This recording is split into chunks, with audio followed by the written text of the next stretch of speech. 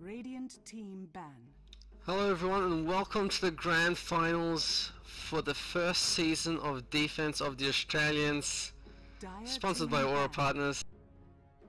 I'm Xalorith and tonight I'm joined by Dota Yoshi. How are you doing, Dota Yoshi? I am doing really well. We're seeing some nice matches tonight. Dire team ban. Definitely, and of course in these grand finals we do have Super Happy Fun Team who beat Call the Obsession in the semi-finals, and of course Hans Reborn, who just recently beat Andy Quatch and friends in their semi-final match. Oh, and look at that, we see Darkseer, Treant, Lifestealer and the Visage bands, which means that the Batrider got through and Hans Reborn picking that up pretty much immediately. Very fast bands coming out. Both sides know how they want to play, and Batrider, we haven't seen a Batrider for a while. I'm looking forward to seeing what he can pull off, and it should be quite interesting. I would like to see a Batrider in jungle, as jungle Batrider, especially on the Radiant side, is really effective. You can get a lot of creeps, those quite fast, do some stacking. You can even get the pulls into that center lane to help out your mid and deny some creep waves if you're running low on that mana and health. Definitely, I'm quite curious to see if Super Happy Fun Team pick up something like a Shadow Demon, just to help counter that Batrider a little bit. Shadow Demon is not... It's a pretty nice choice. I mean, that disruption can help disable that Batrider when he tries to blink in and lasso, causing him to, you know, unable to force stuff out and cause some issues. We'll see exactly what Super Happy Fun Team. It looks like they pick up that Tidehunter first, which is pretty much a common hero for them. We'll see exactly what they pick up as their next hero though. It's very strange also seeing Tidehunter being first picked. Usually you see him a little bit later. We see the Spirit Breaker coming out. So they love their Spirit Breaker. We should see a very interesting play coming out inside them. If they wish to run the Spirit Breaker in a tri-lane with Tidehunter, that's going to be amusing to watch, to say the least. Definitely, but we've seen Super Happy Fun Team play that Spirit Breaker very well in the past, so yeah, we'll see exactly how well it works this time around. We do see that Nyx Assassin getting picked up by Hans Reborn, so they've got the Batrider and Nyx Assassin, two very strong heroes, and they have banned out that OD who works very well in that mid lane. So we'll see exactly how Super Happy Fun Team decide to react to this. We might see Jezebel playing that Queen of Pain once again. He played it very well in that first round. I can't remember, they were up against Radioactive Penguins, that's right. Yeah, but Jezebel playing very well on that Queen of Pain. We'll see if he does so again this time, but yeah, this should be quite an interesting match. Quite some interesting lineups. So. And Super Happy Fun Team, they need to pick up some heroes with a little bit of range. At the moment, they've got those two melee heroes. They need someone for range. Even 2 range would be sufficient enough. But then again, they need a mid hero, they need a support hero. Those two should be their particular range. But then they also need an offlaner, which I guess you could pick up a Windrunner, but they're a little bit lacking in that range department. If they're forced too much to go with this melee heavy build, it could backfire quite heavily. And then a few nice engagements could go against them, and they could fall quite well and truly behind, purely because having a complete melee composite team, you're all forced together, one great stun coming out from a Nyx Assassin could pretty much end the entire fight for you, because you've got nowhere to go. The sticky napalms, once they start stacking up, you're ridiculously slow, you're in the front lines, and then you can just be picked off at free will. 10 seconds remaining. Definitely. 5 seconds. And we do see that puck ban, so as we were saying a little bit before, Hans Reborn, they picked up the Batrider. It looks like they want to play him in the mid lane, and it looks like they're just banning out their OD. They've banned out that puck, so 2 very strong mid heroes. They don't want too much to come between this Batrider and his domination in the mid lane. We also see a Bane ban out here, which is very interesting. Super Happy Fun Team deciding not to have that, and you know, that would have been a great hero on the side of Hans Reborn if they were able to pick it up, but instead it's going to be banned out here, so we won't see any Nightmare or a Fiend's Grip play here from either side. And now we see the Warlock. That's going to be very interesting. Speaking of Wombo Combo, we had a few games ago. We've got another Wombo Combo team being set up. We have the Ravage, we have the Golems. They're ready to take this. In probably about the 15 to 20 minute mark, that's when you'll see Super Happy Fun Team group up and start going for these towers, start forcing these engagements and seeing what they can pull out of it. Every time that Ravage and Golem is off cooldown, they'll be grouping up and they'll be putting the pressure on Hans Reborn. And Rubik, an absolutely fantastic pickup now. He's got the ability to steal Ravage, he's got the ability to steal Golem. As long as he stands and far enough back, he should easily be able to grab at least the Ravage. Oh, definitely. You know, that Rubik, 10 seconds remaining. I'm, you know, not surprised at all that they immediately picked that up the moment they saw this this warlock get picked up. You can clearly tell how the Super Happy Fun Team are relying a little bit on that wombo combo style. And as you said, you know, they are going to be a bit more orientated towards that 15-minute mark, towards that mid game. They'll be able to push a little bit more, especially with that warlock golem. And of course, Hans Reborn, they didn't have that push sort of style as they did the last game. You know, they Batrider, Nyx Assassin, Rubik, not exactly your standard push heroes. And we do see that Queen of Pain picked up by Super Happy Fun Team, so it will most likely be played by Jezza B, who played it very, very well in round 1. And once again, the biggest problem with Super Happy Fun Team is if they don't time their ults together, they don't stack them all within each other, they could have a little bit of problem. If they do not have one ult off cooldown, and they're going to be a little bit lacking in these team fights if they're trying to force it. However, they have these team fights and they'll be able to take them. But the problem is, after they use them, there's a small window for Hans Reborn to counter-attack and get in the face of Super Happy Fun Team without them being able to do too much about it. But if they can shut down that window and make sure that Hans Reborn can't fight in those windows and they're constantly on the defensive, Super Happy Fun Team has got a very strong lineup. 10 seconds remaining. Definitely, and you know, as you say, they will have a lot of downtime when these ultimates aren't up, so they have to always make sure that they're using these ultimates. This is the side Super Happy Fun Team, of course, to the best of the opportunity that arises. I mean, if they misplace them, if they don't throw them out correctly, even if the fight ends up being you know, in their slight favor, if you know, they can't create enough of an advantage where, you know, their Tidehunter's Ravage is quite a long cooldown, Warlock's ultimate as well. You know, those things, when it comes to the next team fight, if it's not up, they're going to certainly have a lot of problems. So they're going to have to be very, very careful when they place them. They certainly have to create the advantages from their ultimates. And I like this pickup of the Juggernaut. He's got that magic immunity in his spin, so that will help against the Tidehunter and Queen of Pain. The Warlock Golem will still go through that magic immunity in terms of damage, but it won't do the no, not in terms of damage, in terms of the stun, but it will negate the damage. So Juggernaut's theoretically able to just dodge 3/4 of the current damage, make that 2/3 of the damage of Super Happy Fun Team with this Venomancer pickup. But Venomancer, he is one of the most extremely aggressive tri-lane heroes. You get that Gale off, and then they're slowed for 15 seconds, taking a lot of dot damage. There's basically no way you can get out of that unless you have teammates to back you up. So I really, really like this Venomancer pickup. Yeah, definitely, and we see that Templar Assassin, and Templar Assassin, her what's the ability called? Her shield thingy. Refraction?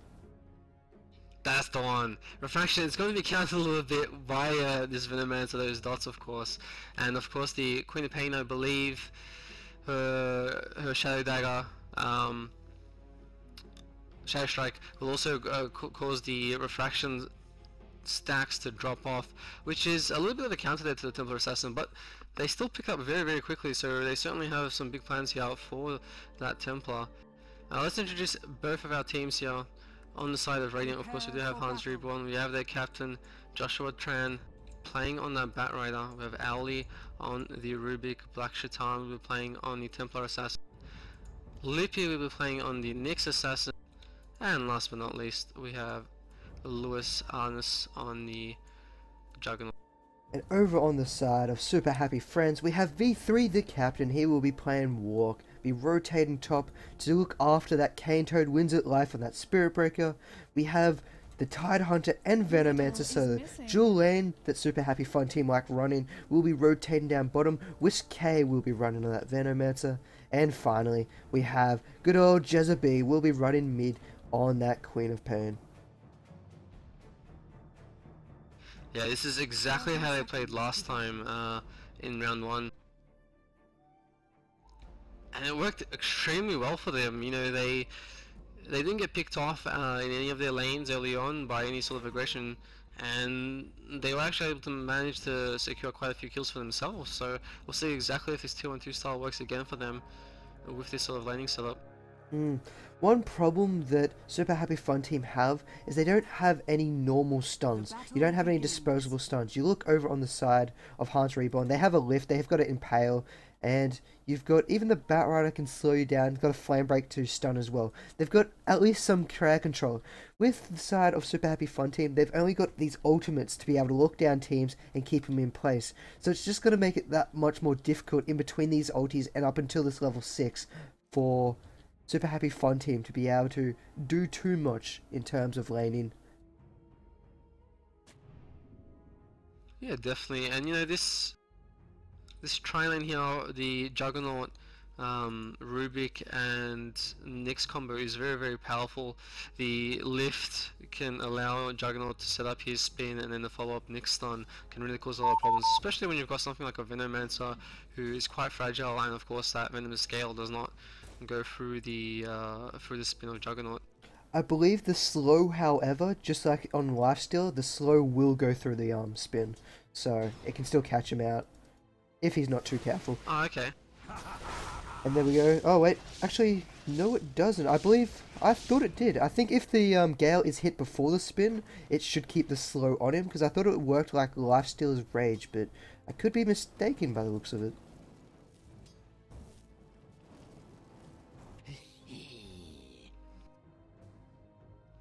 Yeah, regardless though, it is going to be quite powerful to try lane, particularly when this Venomancer is so fragile, as we were saying.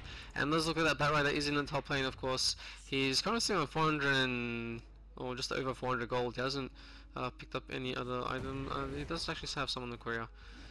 Yeah, and he picked up pretty much 2 branches from the start, I believe. He's got, yeah, okay, he's got a Ring of Protection and another branch incoming here. However, he's taken a ton of damage so far. Spirit Breaker wanted to find something, didn't find a lucky bash, however, so he couldn't get that kill on that Batrider, and Batrider's just going to salve up. He's got a few more regen. He might even look to get a bottle up here because he's on that solo lane by himself. Sometimes you see the Batrider pick up that bottle just to keep in that lane just a little bit longer and harass him. And speaking of harassment, Templar Assassin forced the Queen of Pain to throw out that salve. Almost found a kill on that Queen of Pain, but she was able to just get on out of there, out of the auto attack. We see a lift coming up on bottom lane, into the spin. Venomancer's in a lot of trouble, and there goes First Blood. Now they're turning towards great body blocking coming out by this Juggernaut, and now he's keeping Tidehunter into position. Tidehunter can't get out. One more auto attack, and boom, there goes the Tidehunter. Extremely well played there by Hans Reborn, picking up 2 very, very early kills, and very strong there. You know, as we were saying, that lift and into that Juggernaut spin is just so powerful. That was intercept, especially against someone that's like a Venomancer who's quite fragile. And that body blocking from the Juggernaut, that was extremely well played. That was amazing. The way he just kept him, even with that Gale, and had a 50% reduction in speed, he was still able to body block like there was no tomorrow. And because of that, they found those 2 kills. Just fantastic body blocking. And now Venomancer, he might be caught out again. Will we see the lift? No. He's pushing his luck there. And now Venomancer and that Tidehunter, they're severely under-leveled. And it's going to be a very, very tough time from now on for them. Yeah, definitely. We actually see this Nyx Assassin is just pretty much in his jungle this entire time, and that will just allow him to ensure that he still get those levels without you know, taking any of the experience from this Rubik or the Juggernaut, which is exactly how they want to play this. And top lane, Batrider's doing quite a nice job up here. He's got 25 creep kills, and he's even looking at going towards his Warlock. He's got 4 stacks of Napalm, and this could be very, very vital. He's got 5 stacks. He needs 2 auto attacks and he can find a kill on this Warlock. But Spirit Breaker's trying to chase him down. He's got 6 Napalm stacks, but he's not going to be able to find the kill. But this Batrider, he's got all the creep kills. Actually, the Flame actually picks up that Warlock, and now he's turning towards. He's going for that Spirit Breaker and gets a double kill. Oh, that was a little bit of a misplay coming out on the side of Super Happy Fun Team. Warlock had nowhere to go. He was trapped by the flame and then just got picked off in the flames. And then Spirit Breaker, he overextended against all of those napalm stacks on him. And if you've started got napalm stacks stacking up against you, you can't do too much. And now the Gush into the Gale, but the Gale's not going to land. Spin coming on. Tidehunter needs a few more auto attacks. He doesn't have boots. Juggernaut, however, could have chased him down, but the Venomancer scares him off. And the Nyx Assassin's not going to be able to get it here in time. Yeah, and this Juggernaut pick has been really doing them wonders so far. That spin just ensures that he can't get slowed up, and he can just be fine despite the Venomous Gale. I mean, Venomous Gale is quite powerful in the early stages of the game, and if it was any other carry hero, he probably would have been dead there. And in mid lane, Templar Assassin's just completely outlaning this Queen of Pain. She's sitting on 27 kills with 12 denies. Queen of Pain's got 11 for 1, and she's pretty much half a level, almost 3/4 of a level behind this Templar Assassin, who's now just throwing some vision onto that top rune, just in case if anything spawns, and now she's looking to be aggressive against Queen of Pain. However, Queen of Pain just throws out the Shadow Strike and starts auto-attacking down Black Shaitan. Yeah, definitely. And bottom lane, we might have an initiation once again. Lift into a spin. Fade Bolt coming out. That's 1 kill. That's 2 kills. And that's a double kill going in favour of Lewis Armus. Wow, just insane plays here from Hans Reborn. And it looks like that Super Happy Fun team, they really can't do anything until they get those ultis up from particularly the Warlock and the Tidehunter. They really need levels on those heroes. They can start setting some things up. And this Batrider, he's level 7, he's almost level 8, and once again, he looks like he can kill a few people. He's being charged, Spirit Breaker's after him, he's got that Nether Strike. If he wants to use it, he pops it, he gets lassoed, but they will find a kill down on bottom lane. They're looking towards to get this Quap. Quap's in a lot of trouble, she pops her magic wand, she blinks on out of there, but Templar Assassin's waiting in the wings, 1 auto attack, and there goes the Queen of Pain. She couldn't pop that double damage and bottle up in time. The temple decreed your death. Yeah, extremely well played there by Hans Reborn, just cornering that Queen of Pain. No matter where she blinked, it would not have mattered. They would have been able to corner her no matter where she went, and just excellent plays there by them. Great map awareness. Great communication as well, being able to coordinate your team into all those positions and just make sure she had no escape routes available to her. And now, Nyx Assassin, he's almost level 6. Tidehunter and Venomancer. Tidehunter's only level 4 with Venomancer level 3.5. They've had a rough game. They've been getting picked off by this Juggernaut Rubik combo, and now there's pings coming in. They're all going to go. Cannon Impale goes out. Lots of pings are coming. He doesn't have boots, but neither of them have boots. Only the Juggernaut does. He's looking for a nice Gush coming out, keeping him on. The Impale does hit onto the Venomancer. 1 auto attack, 2 auto attacks, spin. He's got the Omni Slash if he needs to use it. Venomancer's trying to juke, but it's not going to be worth it. They will find another kill for this Juggernaut. That stun barely hitting on the and there's the Omni Slash, bringing down the the Tidehunter. Does get killed off by Jezebel, who moved down his bottom lane. But nonetheless, a double kill on Juggernaut. He's going to be happy about that. And unfortunately for Jezebel, he doesn't pick up the bonus gold from that kill. The tower did pick up that last kill, so that's a little bit unfortunate. Queen of Pain would have loved that gold, as she doesn't currently have boots on her, which is a little bit harsh. A little bit Super Happy Fun team certainly a little bit down in the luck here so far in this game.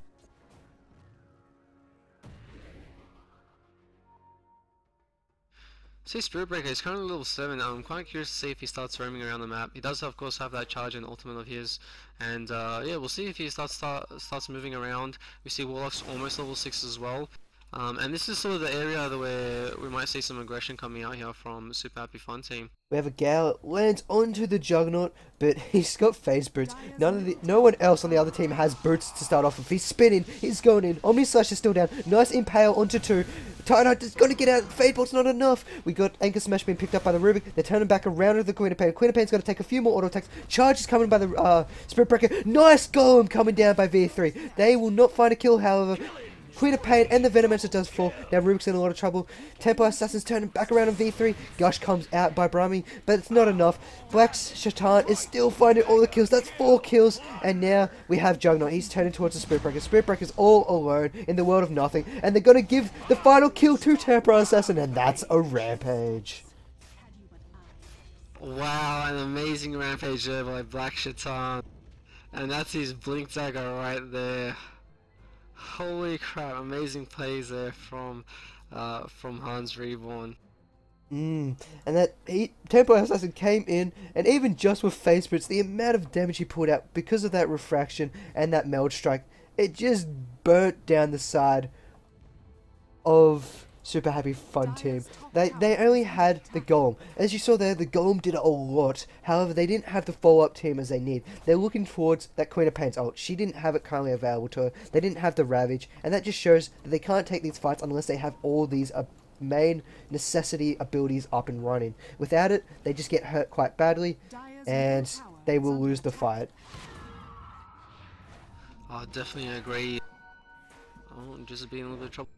Almost finds that kill. We do have a Blink Dagger up on Templar Assassin. She blinks in. She throws down that trap. Jezebel's in a lot of trouble. We might see a Meld Strike with double damage hitting for over 600 damage. And now at top lane, we have 3 heroes against 2. No TP support coming in as of yet for Super Happy Fun Team. Slow is being popped. The Templar Assassin's double damage is still up and running. Boom, that's 2 shots. There goes the walk. There goes the Spirit Breaker. And that's another triple kill for Black Shaitan. Yeah, some amazing plays here from Hans Reborn, and yeah, as we were saying, Super Happy Fun Team, they really had to rely on these ultis, and because they've been under-leveled for so long, they just can't make plays. I mean, Warlock there, I mean, he's level 6, we saw him pop his ulti before in bottom lane, and he almost turned the fight around, but right there, he would have been great for him to pop it there, but once again, such a long cooldown, and without it, they really can't do much. And we have Rubik's charging the Queen of Pain, lifts him up. Nice impale to follow through. One more auto attack, and they find it. They do find it. Gale comes through onto 2 heroes. It should force them back off the tower because that Gale does a lot of damage and a lot of slows. But that's not going to stop them. They're going to keep trying to push this. They've got the damage. They've got the fight. However, I am absolutely wrong, and they're just going to rotate on out of there. Yeah, they're starting to just back off, play it safely. They know they have a massive advantage here. Tidehunter's actually going to teleport into the top lane. He's still level 5. He's a little bit off level 6. He's still going to need to find a little bit more farm before he can start using that Ravage. Oh, and Super Happy Fun Team, I really don't know how they can come back in this game unless they have some amazing team fights. Yeah, they're really going to just continue falling back. Actually, we see another charge here from that Rubik. And Brahmi's, he's going to be in trouble. There's support all over the place. Charging in, hits on one, and then boom, they're going to lift him. They actually lift up the Spirit Breaker, throw him back, get that stun, so they control them both into an impale. Fantastic teamwork, lasso onto the Spirit Breaker, and that is double kill. Fantastic coordination and team play coming out on the side of Hans. That was brilliant coordination.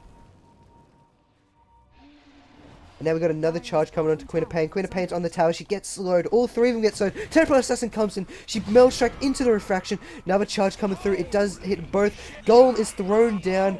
And it does more than enough damage. Well, actually, it doesn't do enough damage on that tower. And they will find more kills for Black Shaitan.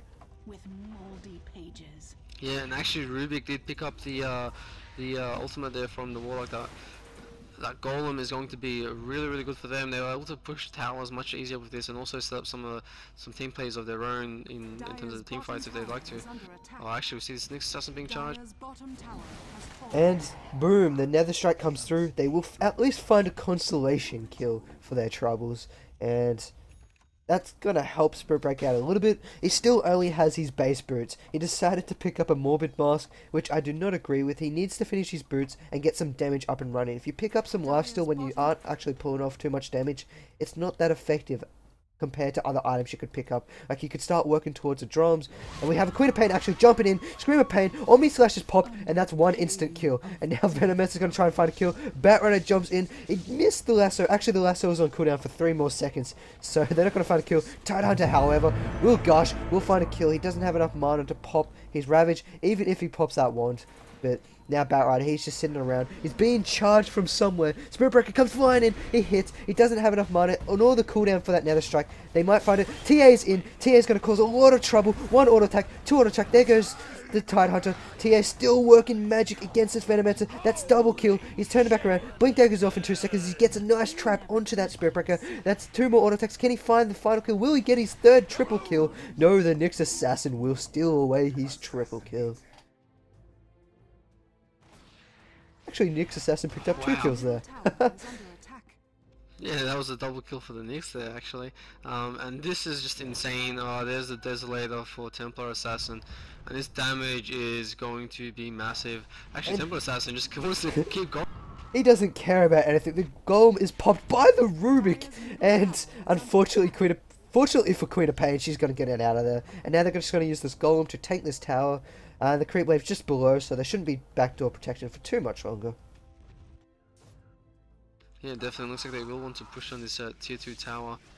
You see, Tidehunter, he's around and he doesn't have that Ravage, of course.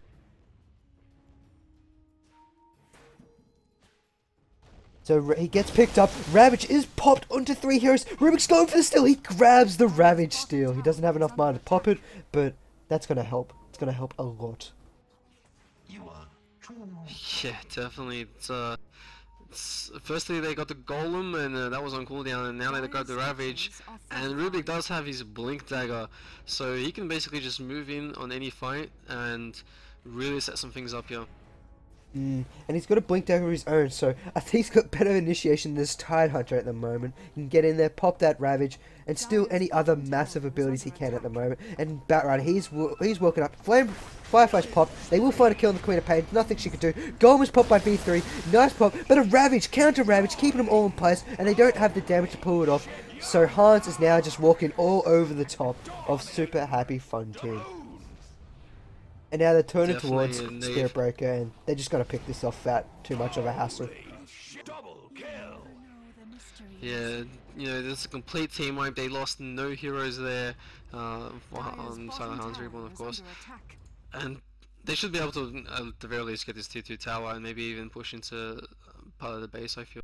Actually, they're just going to back off a little. Oh, nope, there we go. Just waiting for that creep wave to come in and just completely demolish that tower. And now Rubik, he feels rich. He's picking up his Arcane Boots, which he's needed for a while now, but he went for that fast blink. He's going to be able to help his team. Double Arcanes, and now Rubik's going to be happy for a while. And somewhere in the meanwhile, we have Juggernaut picking off the Warlock with just an Omni Slash, and we see Gale being thrown out. Juggernaut is in a lot of trouble here. Can they find this kill onto this Juggernaut? Juggernaut's going to take a lot of bleed damage. He didn't TP because he got stunned and was getting constantly stunned. So they do find the kill on the Juggernaut. However, Juggernaut found his own kill. Vendetta is ready and waiting, and boom, there goes the Venomancer. Doesn't even want to throw out that Impale. He could just auto attack him to death. Yeah, and so we see that currently pretty much all the tier 2 towers here from Super Happy Fun Team are down as well. This mid tier 2 tower, it's at 72 health. It is in deny range, so it hasn't been denied yet by Super Happy Fun Team. I suspect it'll either get killed off or denied very, very soon. And its top tower as well, running quite low on health as well. So we should see they get picked up by Hans Reborn very soon, and after that I suspect they'll probably either just go for Roshan, get that Aegis just to ensure that they have no troubles when they next engage, or they might just decide to possibly go for Araxia. And Templar Assassin, she's pulling out a lot of damage. She's currently doing about 204 damage per attack with the Desolator, and then forward on top of the chance of Crystallis, and then Meld Strike and Refraction. That is almost enough to one-shot Warlock and Venomancer alone. And that's just so beneficial in these fights. And Templar Assassin is actually sitting on 15 for 0. She's had such a fantastic game. Black Shaitan being able to pick up a Rampage, a few triple kills, just picking up kills everywhere without too much of a hassle. There's just not too much Super Happy Fun Team can do about it. They have to wait for all these ults off cooldown, and they're just being popped to use these ults. And now Venomancer is going to be picked off in mid lane, and then Walk's going to run. He's not even going to be able to get his golem down, as a crit comes flying through by Temporal Assassin. Now, Tidehunter, he's in the middle of nowhere. He's going to throw out his Ravage, but he's got he doesn't have too much support or damage to follow up. They might find a constellation kill on this Rubik. Rubik throws down the Anchor Smash, however, and that stops all physical damage, and then he will survive. And there's another Rampage for Black Shaitan. And this should be a Raxia of... This is insane. Black Shaitan is sitting on a 13.3k net worth. The gold graph is almost at a 30k advantage for Hans Reborn, yeah. And for a game that's been on for 19 minutes, that's absolutely insane. Experience graph shows us a similar story. This Venomancer are just going to get picked off, yeah. There's nothing he can do. Wow, just some insane play. Yeah, and as we saw with that last fight, when one major hero gets taken out, such as that Walk, and he doesn't have his golem, and it forces another hero to pop their ultimate, and you don't have any follow-up. And that's a really big problem with their style lineup. They will see another golem being thrown out, but they don't have a Ravage. Ravage is still on cooldown for a long time, and now we're going to see initiation behind these Ancients. Templar Assassin's coming in. She's looking for blood. Can she pick up another Rampage? She's got one. She's looking for two. She's picked up a second one. She might turn back around and go for a triple kill. She's not, however, going to get it. She won't be able to get it there anyway. Batrider was able to pick up that second kill, so no Rampage there for her. However, this is just looking really bad for Super Happy Fun Team. They're actually trying to continue on this Templar Assassin. And Templar doesn't have refraction up for another 2 seconds. Can she get it off? If she gets it off, she might survive this. The poison damage are doing a lot of tick damage. There it goes. One more tick damage. It's not going to kill her. She's going to get out of the 60 HP. And in the meanwhile, however, we have the rest of the side of Hans just picking off kills, and then Joshua Tran gets in there and finds another kill behind the Ancients. He gets charged, and the Spirit Breaker will find himself another kill. Yeah, Black Shaitan barely able to get out there. The refraction coming up just off cooldown, and yeah, it looks like they are going to go for that Roshan. And after this, I suspect they'll push another lane, and it'll probably be GG from there. Super Happy Fun Team just really cannot do anything at the moment. I mean, Ravage is currently not, well, it's about to be up. Warlock Golem still down for another 70-ish seconds. Same with the Venomancer's ultimate. They really cannot defend this. And Highlands have played fantastic. They've made Super Happy Fun Team, and they've punished them for having this kind of team. And Black Shaitan's going to miss his meld strike, and he's not going to be able to find a kill there. He A-clicked and hit a creep, so he's not going to be able to find a kill there. But we have Rubik, blinks in, nice impale into the Venomancer, 2 auto attacks from this TA, doesn't even need 2. Ravages pop, but instantly stolen by this Rubik, so Rubik's got a Ravage of his own. He's ready to jump in. Blink daggers off in a few seconds. Black Shaitan picks off a second kill. Ravage is popped, he lands onto the Spirit Breaker. We have a nice impale coming through, but they've got more than enough damage to pick them off. Batrider and that TA will pick off the Walk on the side, and this should be tier 3, this should be Rax, and this will be game. Definitely. I just want to say that the Aegis there was actually denied, not picked up there by Black Shaitan. Interesting choice. But at this stage of the game, I doubt they even really need it. Mana denied. And there's a Divine Rapier on the next assassin. Oh, I'd kind of love to see him just lose his Divine and he's been picked up by Spirit Breaker. But I think that TA would have more than enough damage to be able to turn it back around and still kill the Spirit Breaker, especially with those refraction charges. And now TA jumping in. Vendetta's also popped, almost instantly kills that poor Venomancer, and now V3's in a lot of trouble himself. And then Black Shaitan, he's standing in the middle of them. There goes all the kills. Nyx Assassin's picking up all these kills with his Divine Rapier. Can he get one more auto attack? No, he's not. He will get the Impale, however, and will find a kill, and then a Mana Burn, and he himself will pick up 4 kills out of that. Yeah, insane game so far here, and this should be a Rax and a GG. Very, very shortly. There's nothing here that Super Happy Fun Team can do. Yeah, Hans Reborn, they really took control of this game very, very early, and which is Super Happy Fun Team really needed that early game to just help their particularly that Warlock and the Tidehunter just to level up. They're gonna find a kill here on the Batrider, but it doesn't even matter at this point. Yeah, they just weren't able to get any levels. They weren't able to set anything up around the map. Hans Reborn, they managed to secure several early kills, particularly on that Venomancer in that bottom lane. And of course the Batrider in the top lane was able to secure a double kill. We might see a Divine Rapier being lost here. Nyx Assassin came in, wasn't able to find the kill, and they will. And Nyx Assassin loses his rares. Poor Nyx Assassin. So that Divine Rapier will now go into the Spirit Breaker. Can they find anything from this? Can they turn this game around? It's highly unlikely, but let's hope they can. It'll be like the comeback of the century. I mean, Goldgrass shows an advantage of it's getting close to 50k. That's insane. And oh, we do see a charge here on that Templar Assassin. Might be in a bit of trouble. Oh, nice last. And all that burst damage. Ravage just popped out, but you've lost your Spirit Breaker. And who picked up that Divine Rapier? I don't even know who picked up the Divine Rapier. People are dying everywhere anyway. And there goes a triple kill for Batrider. And now they're just going to push in and pretty much win this game.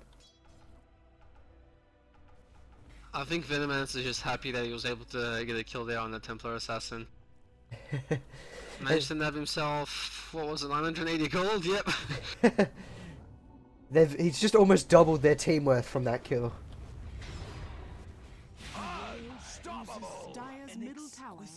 And Fountain getting another kill there for the... Who actually picked up that Divine Rapier? I think Batrider's currently got it. Yeah, Batrider's currently got it on him at the moment. He's just sitting there killing the towers while the rest of his team are just fighting towards killing them in the Ancients. And we see a Lasso coming in. The column is going to miss. And that's a little bit unfortunate, but that just tells you how the game's been going for Super Happy Fun Team at the moment. And there we go. Flame Break comes flying through. The Fade Bolt will find that final kill. And there goes the Ancients very, very shortly. Definitely, I'm going to hit that GG button. Congratulations to Hans Reborn picking up $1,000. Actually, I believe it's a little bit more than $1,000. Whatever they got in reserve time will be added to that prize pool. I don't actually know what the amount is. But congratulations to them. It's a very, very nice reward.